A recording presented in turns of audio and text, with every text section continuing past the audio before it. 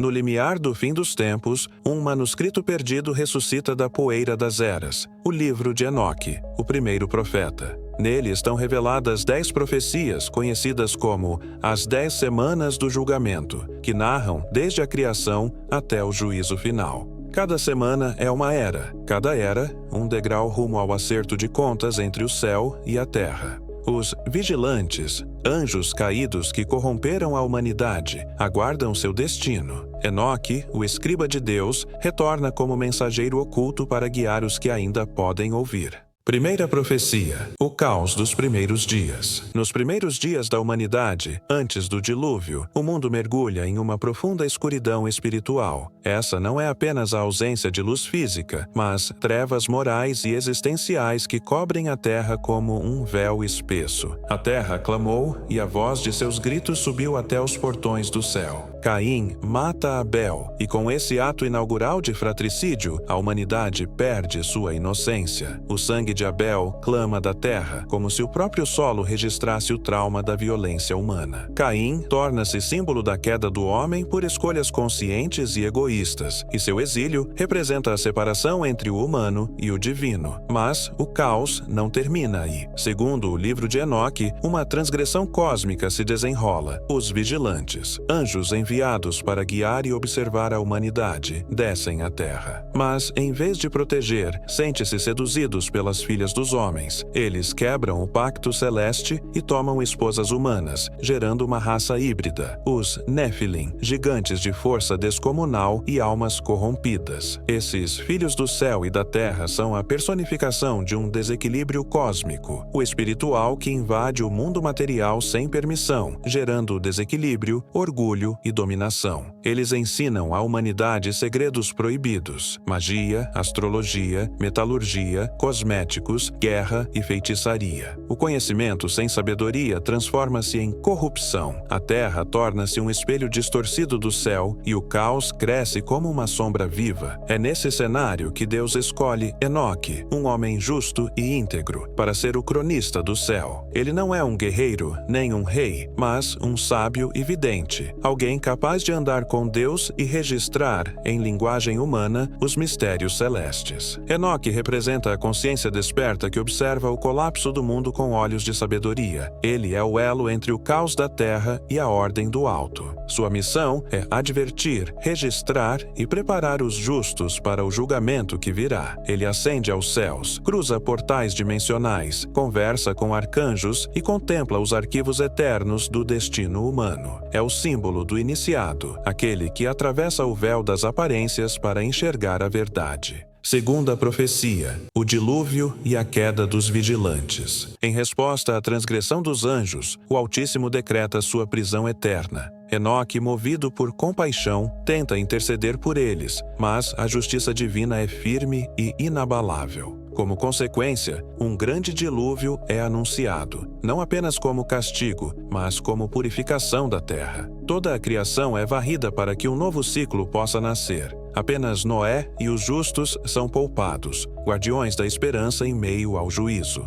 Você verá a destruição dos seus filhos e não poderá pedir por eles eternamente. Terceira profecia: a terra dos reis sombrios. Após o grande dilúvio, quando a terra foi purificada do caos semeado pelos vigilantes e seus descendentes, um novo ciclo se inicia. Mas a memória da queda logo se esvai. A humanidade, em vez de aprender com o juízo divino, repete seus erros. Agora, com novas máscaras, reis poderosos surgem. Homens que, embriagados pela autoridade, elevam a si mesmos ao trono dos deuses. A autodeificação torna-se norma, e a idolatria, um veneno silencioso que se espalha pelos povos. A justiça cede lugar ao orgulho, a humildade ao domínio. E governantes surgirão e se tornarão deuses, e eles causarão destruição. Deus, em sua paciência, envia profetas, vozes solitárias clamando contra a corrupção dos reis e a cegueira espiritual das nações. Mas suas mensagens são ignoradas, silenciadas ou ridicularizadas. A humanidade prefere o conforto da escuridão à dor da verdade. O livro de Enoque denuncia esses reis e líderes como os poderosos da terra, que se afastaram da aliança e conduziram muitos à perdição. Sua glória é passageira e sua queda inevitável. Eles serão julgados, não por homens, mas pelo Altíssimo. Assim, a terra dos reis sombrios marca não apenas um período de decadência, mas o prenúncio de um novo juízo. Pois quem esquece o dilúvio se prepara, sem saber, para novas águas. Quarta profecia: o despertar dos justos. Depois do dilúvio e da queda dos antigos, algo novo começa a surgir em silêncio. Uma linhagem de pessoas se levanta, guiadas não por poder ou riqueza, mas por sabedoria. São os herdeiros dos ensinamentos de Enoque, homens e mulheres que carregam dentro de si a luz do alto. Eles não buscam fama, mas vivem com propósito. Guardam os segredos do céu e caminham com o coração voltado para a verdade. São os justos, aqueles que, mesmo em meio à escuridão do mundo, escolhem permanecer fiéis ao que é eterno. Mas o mundo não os aceita com facilidade. Reis ambiciosos e falsos profetas veem neles uma ameaça. Perseguidos, calados, rejeitados, os justos se tornam alvos. Ainda assim, não desistem. Eles sabem que sua força está na fé, na pureza e na resistência. Aqueles que têm sido julgados dignos da justiça brilharão como as luzes do céu. Começa então um tempo de luta interior, de firmeza espiritual. Uma era onde o verdadeiro poder não é dominar os outros, mas permanecer inteiro quando tudo ao redor tenta te corromper. São poucos, quase invisíveis, mas onde eles passam, deixam rastros de luz. Quinta profecia: a era da torre e da confusão. Com o passar do tempo, os homens voltam a se exaltar. Unidos por um único idioma, decidem construir uma torre que toque os céus, não como oferenda, mas como desafio. Querem alcançar Deus, ocupar seu lugar. É o orgulho tomando forma em pedra e ambição. Todos os segredos das artes celestes foram corrompidos entre os filhos dos homens. A Torre de Babel se ergue como símbolo da vaidade humana, mas o que começa com união termina em ruína. O Altíssimo confunde as línguas e impossibilita a comunicação. O povo se dispersa. O grande projeto desaba por excesso de ego. Mas Enoque, com olhos voltados para o futuro, vê além da confusão. Ele profetiza que, mesmo divididos, os homens levarão consigo mais do que línguas e culturas. Levarão também sementes de justiça. Verdades antigas, ensinadas pelos justos, serão espalhadas por todo o mundo. A divisão espalha a corrupção, mas também permite que, em cada canto da terra, brotem focos de luz. Porque, mesmo em tempos de confusão, o plano divino segue em silêncio, tecendo sabedoria em meio ao caos. Sexta profecia: o reino da mentira. Chega um tempo em que o mundo é governado por sombras que se vestem de luz. Palavras bonitas escondem intenções corrompidas. Os poderosos falam em nome da verdade, mas servem apenas aos próprios interesses. Em seus dias, os pecadores levantarão suas vozes em maldição e blasfêmia, e farão tudo errado. A verdadeira sabedoria, aquela que liberta, é substituída por dogmas rígidos e controladores. O sagrado é distorcido. A fé vira instrumento de dominação. Reis e sacerdotes, manipulados por forças invisíveis, conduzem os povos para longe do caminho do Espírito. Mesmo presos nas profundezas, os antigos vigilantes continuam agindo, não diretamente, mas sussurrando ideias aos ouvidos dos ambiciosos. E assim, a mentira se torna lei. A verdade, agora perigosa, precisa ser escondida. Ela não desaparece, mas se recolhe. Passa a ser transmitida em silêncio, de mestre para discípulo, entre aqueles que conseguem enxergar além das aparências. Nasce assim o tempo dos iniciados, homens e mulheres que guardam em segredo a chama da sabedoria. Eles vivem discretamente, mantendo viva a essência daquilo que o mundo tentou apagar, porque mesmo em um reino de mentiras, a verdade nunca morre. Ela apenas aprende a falar com quem sabe escutar. E sétima profecia: o julgamento secreto.